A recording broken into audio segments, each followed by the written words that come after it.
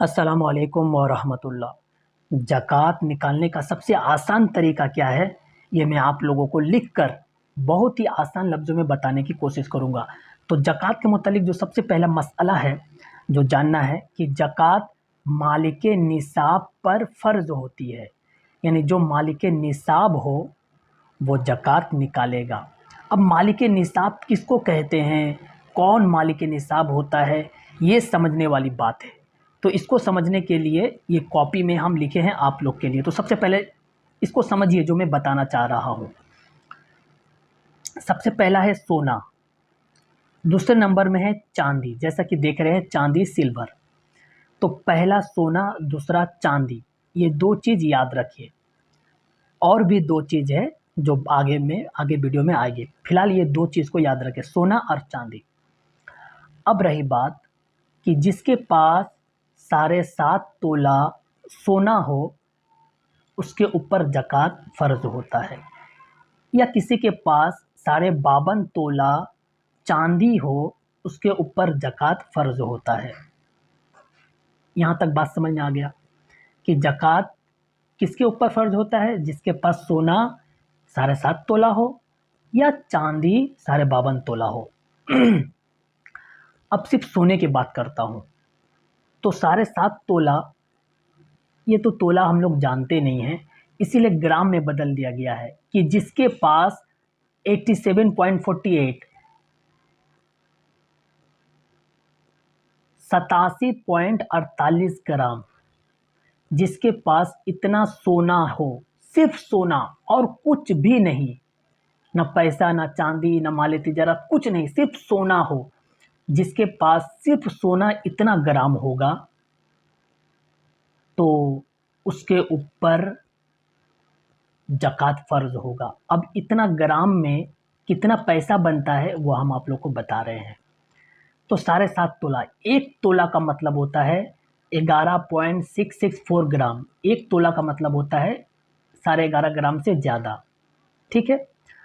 अब देखिए, आप लोग जहाँ भी रहते हैं, कोई कोलकाता में रहता है, कोई दिल्ली में रहता है, कोई मुंबई में रहता है, जो जहाँ रहता है वो गूगल में सर्च करेगा कि 1 ग्राम गोल्ड रेट इन, अगर कोई मुंबई में रहता है तो मुंबई, कोई कोलकाता में रहता है तो कोलकाता। मिसाल के तौर पर मैं कोलकाता में रहता हूँ, हावड़ा में रहता हूँ, तो मैं गूगल में सर्च करूँगा 1 gram gold rate in Howrah या गोल्ड रेट इन हावड़ा, तो मुझे गूगल बताएगा 1 ग्राम का दाम 5,449 रुपया होता है। यानी 1 ग्राम का दाम इतना हो रहा है। ठीक है। या तो आप किसी सोने की दुकान में जाकर पूछ ले कि 1 ग्राम का दाम कितना होता है, या डायरेक्ट पूछ ले कि 87 ग्राम का दाम कितना होता है, या डायरेक्ट पूछ ले 7.5 तोला का दाम कितना होता है, तो वो आपको बता देगा। लेकिन अगर आप गूगल से निकालना चाहते हैं, घर बैठे बैठे निकालना चाहते हैं, तो इस तरह निकालिएगा। तो 1 ग्राम सोने का दाम गूगल में बता रहा है मेरे हावड़ा में 5,449 रुपया। अगर आप लिखेंगे 1 ग्राम रेट, सोना रेट माने गोल्ड का रेट इन मुंबई, हो सकता है वहाँ पर 6,000 बताए। जहाँ जो रहता है जितना बताएगा 1 ग्राम में उतना लिख लीजिएगा। अब उसके बाद सोना कितने ग्राम में निकलता है, तो 87 ग्राम का जो मालिक होगा वो सोना निकालेगा। तो 87 ग्राम, 1 ग्राम का दाम इतना 5,449, और 87 ग्राम, ये दोनों को मल्टीप्लाई यानी कि गुना कर दे तो आएगा 4,76,000 इतना। तो जिसके पास सिर्फ सोना हो, सिर्फ सोना और कुछ भी ना हो, ऐसा होता नहीं है लेकिन मसाला बता रहा हूँ, तो जिसके पास 4,76,000 का सोना होगा, पैसा में कन्वर्ट कर दे, जिसके पास इतना का सोना होगा, इतने अमाउंट का सोना होगा 4,76,000, हावड़ा की बात कर रहा हूँ, आप अपने अपने अपने इलाके के निकाल लेंगे। तो जिसके पास इतना लाख का सोना होगा वो ज़कात देगा, वरना ज़कात नहीं देगा। सिर्फ सोना का बात कर रहा हूँ, याद रहे। लेकिन ऐसा होता नहीं है, इसीलिए इसे छोड़ दीजिए। अगर कोई सोने का ज़कात निकालना चाहता है तो इस तरह निकालेगा, लेकिन ऐसा होता नहीं है, तो इसको छोड़ दीजिए। अब आते हैं चांदी में, ये है मेन। तो देखिए 2 नंबर में चांदी लिखा है सिल्वर, जो 52.5 तोला पर फ़र्ज होता है। जिसके पास 52.5 तोला चांदी होगा उसके ऊपर ज़कात फ़र्ज है। तो 52.5 को ग्राम में अगर बदला जाए तो 612.630 612.630 ग्राम होता है। और अगर आप गूगल में सर्च दीजिएगा कि चांदी रेट इन हावड़ा, मेरे इलाका का मैं नाम लिखूंगा, तो 1 ग्राम का दाम 80 रुपया आएगा। तो इतना 612 गुने 80, 612 गुने 80, 612 ग्राम हमेशा रहेगा और 80 तो 48,978 रुपये पड़ रहा है। इसी तरह अगर कोई 1 साल बाद हिसाब में बैठता है 2024 में, और वो अगर गूगल में सर्च देगा कि 1 ग्राम सिल्वर रेट यानी कि चांदी का 1 ग्राम का दाम कितना है, तो इस साल तो 80 है, अगला साल 2024 में हो सकता है 90 आ जाए। तो यहाँ पर 90 लिखना होगा और गुना में मल्टीप्लाई में 612.360 ही लिखना पड़ेगा। ये हमेशा रहेगा 612.360, और 1 ग्राम चांदी का जो दाम होगा वो यहाँ पर लिख दे। अभी 80 रुपया है मेरे इलाका में तो हम 80 लिखेंगे, आपके इलाका में 50 रुपया है तो आप 50 लिखेंगे, जिसके इलाका में जितना है 1 ग्राम सोने चांदी का दाम वो इतना लिखेगा। तो मेरे इलाके में इतना दाम है तो निकल आएगा 48,978 रुपया। यानी कि जिसके पास सिर्फ चांदी हो, तो जब तक उसके पास 48,978 यानी कि 49,000 का चांदी उसके पास रहे तो उसके ऊपर ज़कात निकालना फ़र्ज है, ज़रूरी है। इस तरह हिसाब निकलता है। ये गूगल में हमेशा आपको बता देगा 1 ग्राम का दाम इतना। जैसे ही 1 ग्राम का दाम आपको 80 रुपये मिल गया तो 80 से मल्टीप्लाई कर दे 612.360 को। जैसे ही आपको 1 ग्राम का दाम मुंबई में निकला 70 रुपये तो 70 से गुना कर दे। ये हमेशा रहेगा, 612.360 हमेशा रहेगा। और 1 ग्राम का दाम जो रहेगा वो हमेशा यहाँ पर लिख कर इसको मल्टीप्लाई करेगा, जो आएगा वही मालिक निसाब होगा। यानी कि आमतौर पर हम लोग के पास थोड़ा सा सोना रहे या ना रहे, सबके पास पैसा जरूर रहता है। इसीलिए मसला इस तरह समझे कि जिसके पास सोना का हिसाब कीजिएगा, आप लोग सिर्फ सोना का हिसाब कीजिएगा, जिसके पास 48,978 यानी कि 49,000 रुपया है, उसके ऊपर ज़कात निकालना फ़र्ज है। यानी कि वो इस साल मालिक निसाब है, उसको ज़कात निकालना ज़रूरी है। फिर से एक बार बता दूं, 2023 में मैं हावड़ा में रहता हूं, मैं हावड़ा का हिसाब निकाला हूं। तो हावड़ा के हिसाब से जिसके पास 49,000 रुपया हो, वो कैश हो या सोना चांदी मिलाकर हो या माले तिजारत हो, सब मिलाकर अगर 49,000 उसके पास मौजूद है और 1 साल बीत जाए, वो मैं बाद में बताऊंगा, 49,000 हो तो उसको ज़कात निकालना ज़रूरी है। यानी कि वो मालिक निसाब बन गया। यानी कोई शख्स मालिक निसाब कब बनेगा? जिसके पास 2023 के हिसाब से 49,000 अगर उसके पास है तो वो मालिक निसाब बन गया। अब मालिक निसाब के ऊपर ज़कात देना ज़रूरी है।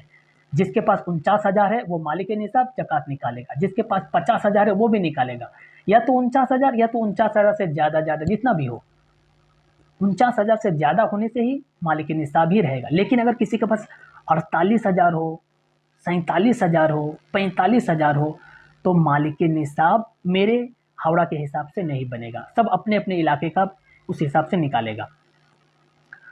तो मालिक निसाब कब बनता है हम लोग इस वीडियो में जान। अस्सलामु अलैकुम वरहमतुल्लाहि वबरकातुहू। तो ज़कात निकालने का सबसे आसान तरीका अभी हम लोगों ने देखा कि कौन मालिक निसाब कैसे बनता है, किस तरह मालिक निसाब बना जाता है, वो नियम क्या है, वो मैं अभी आप लोग को बताया। अब जानते हैं कुछ ज़रूरी बातें। तो ज़कात निकालने के लिए कुछ शर्तें हैं, यानी ज़कात जो निकालेगा उसके अंदर ये शर्त पाना ज़रूरी है। जैसा कि सबसे पहले मुसलमान होना। आमतौर पर हम लोग मुसलमान ही ज़कात निकालते हैं, तो कोई हिंदू अगर ज़कात निकाले तो काबिल कबूल नहीं है। बहरकैफ मुसलमान का होना ज़रूरी है। दूसरा है बालिग होना। बालिग का मतलब आमतौर पर समझ ले 15 साल या 15 साल से ज़्यादा। बालिग कहते हैं लड़का का एहतलाम, लड़की का मेंस। और तीसरा है अकल का होना, यानी वो पागल ना हो। आमतौर पर हम लोग जो बुद्धिमान रहते हैं, अकल वाला रहते हैं, वही ज़कात निकालते हैं। 3 नंबर भी ठीक ही है, आसान है। चौथा उसको छोड़ देते हैं। और 5वां जो है वो सबसे इम्पोर्टेंट है, साल का गुजरना। यानी जब कोई मालिक निसाब बनता है, मिसाल के तौर पर किसी ने हिसाब में बैठा 15 रमज़ान को, वो देखा मैं मालिक निसाब बन चुका हूँ। अब मालिक निसाब मतलब क्या होता है कोई ना पूछे, क्योंकि मालिक निसाब मैं इससे कुछ मिनट पहले बता चुका हूँ मालिक निसाब किसको कहते हैं। तो कोई हिसाब में बैठा देखा मैं तो मालिक निसाब हूँ, तो 15 रमज़ान को 2022 में वो मालिक निसाब बना था। वो हिसाब में बैठा था, कभी भी देखा रही मैं तो मालिक निसाब बन चुका हूँ, वो डेट को नोट कर ले। मिसाल के तौर पर 15 रमज़ान 2022। अब जैसे ही 2023 का 15 रमज़ान आएगा वो हिसाब में बैठेगा। अगर वो दो बजे दोपहर के वक्त हिसाब में बैठा था तो 2023 का 15 रमज़ान को दो बजे ही बैठेगा। 2 बजे बैठ के वो हिसाब किताब कर रहा है, देखा कि मैं तो मालिक निसाब में हूँ, तो उसको ज़कात निकालना होगा। अगर वो देखता है कि नहीं मैं तो मालिक निसाब इस साल नहीं बना हूँ, तो ज़कात निकालने की कोई ज़रूरत नहीं, उसके ऊपर ज़कात निकालना वाजिब नहीं है। यानी कि हर साल वो हिसाब में बैठेगा। बीच में क्या हुआ नहीं हुआ इससे कोई मतलब नहीं है। हाँ, पूरा फ़कीर हो जाए, 1 रुपया भी उसके पास ना हो, तो हिसाब किताब फिर से दोबारा से शुरू करना पड़ेगा। जब वो मालिक निसाब बनेगा उसके बाद से वो डेट को पकड़ा जाएगा, लेकिन ऐसा होता नहीं है। इसीलिए मिसाल के तौर पर इसीलिए आप ये समझे कि कोई अगर मालिक निसाब किसी डेट को बनता है, उस डेट को वो नोट कर ले। मिसाल के तौर पर 15 रमज़ान जैसा कि हम बोल रहे हैं, तो हर साल 15 रमज़ान को वो हिसाब में बैठेगा। वो देखेगा कि मैं मालिक निसाब इस साल हूँ या नहीं। अगर वो मालिक निसाब बनता है तो ज़कात देगा, मालिक निसाब नहीं बनता है तो ज़कात नहीं देगा। अच्छा, ये जो मैं बातें कह रहा हूँ अपने तरफ से नहीं कह रहा हूँ, मसाइल की बड़े बड़े किताबों से बता रहा हूँ। जैसे कि किताबुल फ़िक़्ह में जिल्द 1 पेज नंबर 960 पर, इल्मुल फ़िक़्ह में जिल्द 4 पेज नंबर 18 पर, 21 पर, और बहस्ती ज़बर तो सबके घर में है अक्सर, उसमें भी मसाइल मिल जाएंगे। इजाउल मसाइल मुफ्ती सबीर अहमद कासमी की लिखी किताब में ये सब बातें इन तमाम किताबों में मिल जाएंगे। तो अब कोई अगर मालिक निसाब बनता है 1 लाख का, तो क्या करना है? कुछ नहीं करना है। जितना का मालिक निसाब वो बन रहा है उतना को 40 से डिवाइड कर दे, बस। 40 से डिवाइड मतलब भागा। जितना अमाउंट निकलेगा उसका ज़कात की रकम बनेगी, उस ज़कात को वो गरीबों को दे देगा, बस। इतना ही मसला है और कुछ ज़्यादा नहीं है। तो एक एग्जाम्पल से मैं आप लोग को बता दूं ताकि बहुत ही आसान से आप लोग को बात समझ में आ जाए। क्योंकि ज़कात तो 4 चीज़ों पर होती है ख़ास तौर पर। एक जो एनिमल है, जानवर वगैरह है, उसको छोड़ दीजिए, वो नहीं आजकल नहीं होता है। तो 4 चीज़ों पर ज़कात होती है, वो मैं अभी आप लोग को कॉपी में लिख कर बताऊंगा ताकि आसानी से सब आसानी से समझ जाए। जी, तो एक बार फिर से कॉपी में आ गए हैं। देखिए, मान लीजिए अब मुझे ज़कात निकालना है, तो कैसे निकाला जाता है ये मैं आप लोग को बताता हूँ। सबसे पहले ज़कात 4 चीज़ों पर निकलती है: सोना, चांदी, पैसा यानी कि कैश, और चौथा है माले तिजारत। माले तिजारत कहते हैं जिस सामान को मैं ख़रीदा हूँ बेचने की नीयत से कि मैं इसको बेच दूँगा, तो इसे माले तिजारत कहते हैं। इसके ऊपर ज़कात होता है, ठीक है। थोड़ा सा ये समझ लें कि जैसा कि सोना मैंने कहा, तो सोना चांदी दूसरे नंबर पर। तो सोना चांदी से मुराद क्या है, क्या सोना, तो ये थोड़ा समझ लें। जैसे कि कोई बदन में, कोई कान में सोना पहना है, इसी तरह नाक में पहना है, बदन के किसी हिस्से में पहना है तो उस पर ज़कात होगा। इसी तरह कोई मिट्टी के अंदर छुपा के रखा है सोना को, उस पर भी ज़कात होगा। किसी के पास अमानत रखा है तो उस पर भी ज़कात होगा। लड़कियों के शादी में ज़कात वगैरह बना के रखता है लोग, कि लड़की का शादी में सोना चांदी बना के रखता है, तो इसमें भी ज़कात होगा। जी, तो ये सोना चांदी का हो गया। दूसरा नंबर अगर बात करें पैसा की, यानी कि तीसरा नंबर पैसा की बात करें, तो पैसा में क्या आता है? किसी के पास घर में पैसा होता है, कोई बैंक में पैसा रखता है, या कोई किसी को कर्ज देता है कि लो भाई मेरे तरफ से 10,000 लो, मैं तुमसे, या कोई हमसे उधार मांगा है तो मैं उसको 10,000 रुपया दिया हूँ, तो उसका मालिक मैं ही हूँ। कर्ज में जिसको दिया हूँ तो उस पैसे का मालिक मैं ही हूँ, तो इसको भी जोड़ा जाएगा। इसी तरह मैं किसी के शादी में पैसा जमा के रखा हूँ तो ये भी जोड़ा जाएगा। इसी तरह घर बनाने के लिए मेरे पास बहुत सारा पैसा है तो इसको भी जोड़ा जाएगा, यानी ये भी पैसा मेरा ही है। इसी तरह हज के लिए जाने के लिए पैसा जमा किया हूँ तो इस पर भी ज़कात होगा क्योंकि ये पैसा मेरा ही है। ये तीसरा नंबर हो गया। माली तिजारत यानी कि बेचने की सामान, इसको भी थोड़ा सा समझ लें। मिसाल के तौर पर मेरे पास 2 फ़ोन हैं, एक फ़ोन को मैं यूज़ करता हूँ और दूसरे फ़ोन को मैं बेचना चाहता हूँ, तो दूसरे फ़ोन पर ज़कात होगा।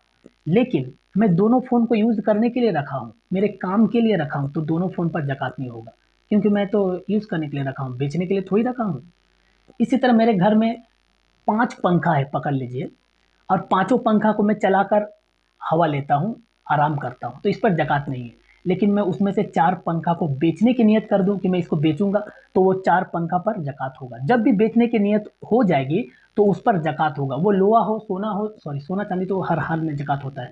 लोहा हो, इसी तरह कोई कपड़ा हो, कोई घर हो, कोई फर्नीचर हो, कोई एसी हो, कुछ भी हो, अगर मैं उसको बेचने की नियत कर लूँ तो उस पर ज़कात निकालना ज़रूरी होगा। चलिए अब मसाले की तरफ आता हूँ। सबसे पहले सोना, दूसरा चांदी, तीसरा पैसा, चौथा माल तिजारत, ये चारों पर ज़कात होती है। अब देखिए यहाँ पर मैंने लिखा हुआ अकरम, ये मेरा नाम है, ये एक गर्ल है, कोई भी लड़की पकड़ लीजिए। और तीसरा है फ़कीर। ये तीनों का हिसाब निकालेंगे, देखते हैं कौन मालिक निसाब बनता है, कौन नहीं बनता है। सबसे पहले सोना। अकरम के पास सोना नहीं है, काटाकुटी, मेरे पास सोना है ही नहीं। अगर रहता तो मैं लिखता, नहीं है मेरे पास। चलिए मेरे पास नहीं है। अब अगर चांदी देखा जाए तो मेरे पास 5,000 का चांदी है, तो मैं लिख लिया। अब पैसा अगर देखा जाए तो मेरे पास 1,00,000 रुपया है। जब बात 1,00,000 की आई है तो मैं बता दूं, जरूरी नहीं है कि मेरे पास 1,00,000 ही है, 5,00,000 भी हो सकता है, बस मैं आप लोग को बताने के लिए लिख रहा हूँ। ठीक है, माल तिजारत मेरे पास कुछ नहीं है, बेचने का सामान मेरे पास कुछ नहीं है। मैं टोटल को जोड़ लूंगा तो देखूंगा 1,05,000 का मालिक हूं मैं, 1,05,000 का मालिक हूं। इस तरह हिसाब निकलता है। अब पकड़ लीजिए मैं किसी लड़की का निकालना चाहता हूँ, वो लड़की कोई भी हो सकता है, आप ही पकड़ लीजिए, जो सुन रहे लड़की है तो आप ही समझ लीजिए। आपके पास सोना 20,000 का है, आप लिख लीजिए, सोना 20,000 आप लिख लीजिए। आपके पास चांदी 10,000 का है, लिख लीजिए। आपके पास पैसा 2,000 है, लिख लीजिए। माल तिजारत आपके पास कुछ नहीं है, तो सबको जोड़ लीजिए, 32,000 का मालिक है आप। इसी तरह वो फकीर का हिसाब हम निकालते हैं। एक फकीर ने कहा मेरे पास सोना 5,000 है, लिख लीजिए, सोना मतलब सोना 5,000। चांदी उस फकीर के पास 10,000 है, पैसा उस फकीर के पास 50,000 है, और माली तिजारत कुछ नहीं है, तो फकीर का पास टोटल कितना हो गया? 65,000।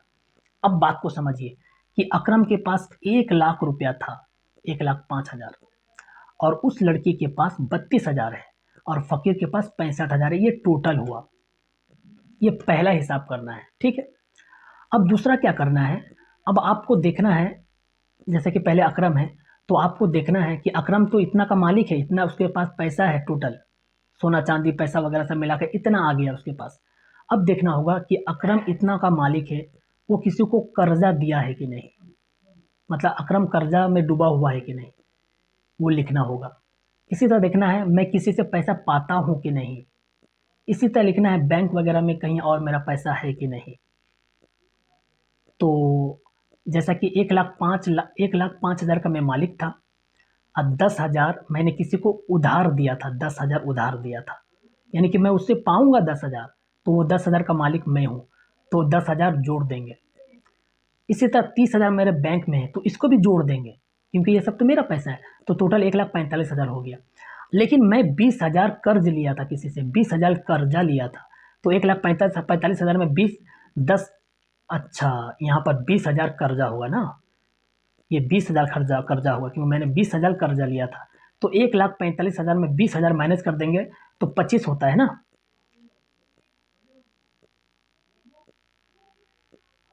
25 होगा, ठीक है। तो 1,25,000 का मैं मालिक हूँ। खैर छोड़िए, मैं पकड़ लीजिए कि मैं कर्जा 10,000 का ही लिया था, तो 1,35,000 का मैं मालिक हूँ। यानी क्या जोड़ा जाता है, क्या घटाया जाता है, ये मैं आप लोग को बता रहा हूँ। इसी तरह ल- किसी लड़की का भी निकाला जा सकता है, इसी तरह वो फकीर का भी निकाला जा सकता है। अब देखना होगा कि अकरम के पास अब कितना पैसा बचा हुआ, कितना का मालिक है, तो मैं 1,35,000 का हूँ।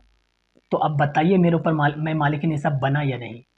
मालिक निसाब के लिए 48,978 यानी कि 49,000 का होना जरूरी है। इस साल की बात कर रहा हूँ, मालिक निसाब के लिए 49,000 होना जरूरी है मेरे हावड़ा के हिसाब से। आप अगर दिल्ली का निकालेंगे तो थोड़ा सा 2-3 हज़ार कम बेसी होते रहेगा।